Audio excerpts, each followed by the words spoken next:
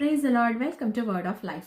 இந்த வீக் ஃபுல்லா நம்ம தியானிக்கிறதான தலைப்பு கர்த்தரிடத்தில் நாம் வைராக்கிய வாஞ்சியா இருக்கும் பொழுது, கர்த்தரிடத்துல பக்தி வைராக்கியம் காண்பிக்கும் பொழுது கர்த்தர் எப்படிலாம் நமக்கு பலன் அளிக்கிறார் அப்படின்றத நம்ம தியானிச்சுட்டு இருக்கிறோம்.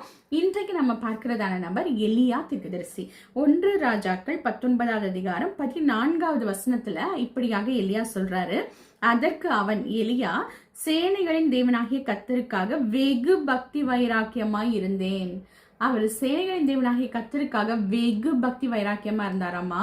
அதனால கர்த்தர் கொடுத்த அந்த ரிவார்டு என்னன்னு பாத்தீங்கன்னா 15-16 வசனங்களில, அப்பொழுது கர்த்தர் அவனை நோக்கி, நீ தமஸ்குவின் வழியாய் வனாந்திரத்துக்கு திரும்பி போய் ஆசகேலை சீரியாவின் மேல் ராஜாவாக அபிஷேகம் பண்ணி, பின்பு நிம்சியின் குமாரனாகிய யெகூவை இஸ்ரவேலின் மேல் ராஜாவாக அபிஷேகம் பண்ணி, ஆபேல் மெகோலா ஊரானான சாப்பாத்தின் குமாரனாகிய எலிசாவை உன் ஸ்தானத்திலே தீர்க்கதரிசியாக அபிஷேகம் பண்ணு.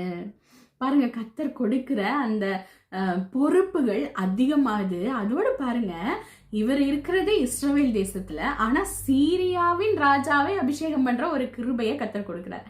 சோ நம்ம கர்த்தருக்காக பக்தி வைராக்கியம் காண்பிக்கும் பொழுது கர்த்தர் நம்மை நம்பி பொறுப்புகளை கொடுக்கிறார். அதோடு கூட பெரிய உயர்ந்த கனமான காரியங்களை செய்யறதற்கான கிருபையை கர்த்தர் நமக்கு கொடுக்கிறார். கர்த்தர் தாமே ஒருவரையும் ஆசீர்வதிப்பாராக. God bless you all. Thank you.